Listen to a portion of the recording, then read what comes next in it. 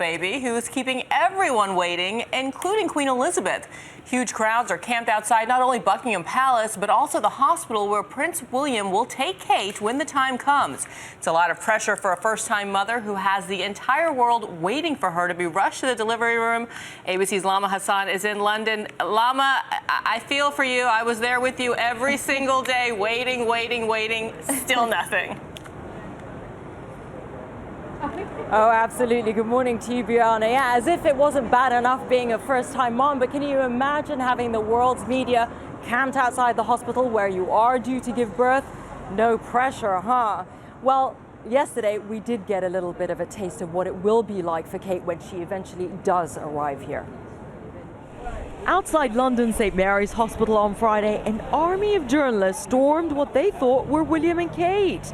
The duo turned out to be a pair of impersonators, but the crush of media hints at the scrutiny the real-life Duchess is facing. As a nation takes bets on everything from the royal baby's hair color to whether Kate will wear her signature blue the day she brings the royal baby home.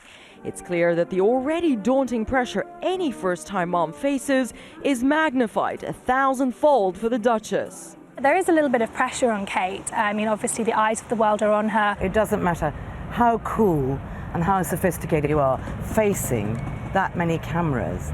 I defy anyone to be cool in that situation. Ingrid Seward, a friend of Princess Diana, says when Diana gave birth to William 3 decades ago, she was unprepared for the scrutiny she faced when she emerged from the hospital.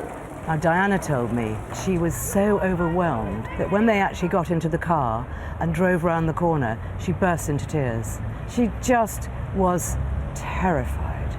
And once Diana returned home, things reportedly went from bad to worse when postpartum depression set in. And the royal family never really heard of it. Nobody discussed hormonal imbalances, so no one could understand why Diana kept crying all the time.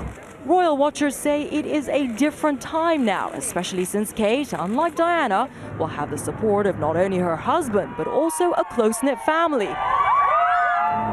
But all acknowledge wherever she goes, the cameras, scores and scores of cameras, will follow. Well, the great Kate wait for baby Cambridge to arrive goes on for another day. I have to tell you, we are getting very good at waiting around here. But you know what they say, patience is a virtue, I guess. Fiona. That's right. Keep calm and carry on. All right, Lama, thanks to you. Well, now let's bring in longtime royal watcher and British historian Robert Lacey, my waiting mate. I was sitting with you for days there, Robert, without a baby. And that begs the question, could we have had the due date wrong? Could the due date have actually been later than we had first assumed? We all jumped to assumptions. All we were ever told was middle of July.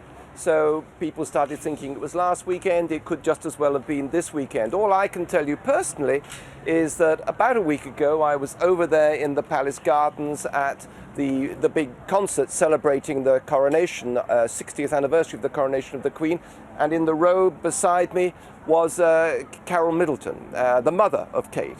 And she said, well, I shouldn't really be here because Catherine's expecting a baby any day now. So clearly they're as uncertain as we are about what the exact date is. Never know when Mother Nature will finally kick in. But, you know, we're hearing from your sources and from the palace that Kate does want a natural birth. But if there were some sort of complications and she went past her due date, would they in fact induce? Well, maybe they would, and maybe we might speculate that they would, but we will never know. As Ingrid was saying earlier, as you've been saying, there's enormous pressure on this girl, first-time mother, and if there is induction, it will never be announced by the palace. The only thing they would announce would be if things went to a cesarean. Then that's a medical procedure, and they would say that. But the privacy of exactly how she gives birth, and you're quite right, she does want to give birth naturally, that will be preserved for her. Well, we know that it is going to be any day now, and Robert, it's great to have you there for all of your insightful news and expertise. Thanks so much.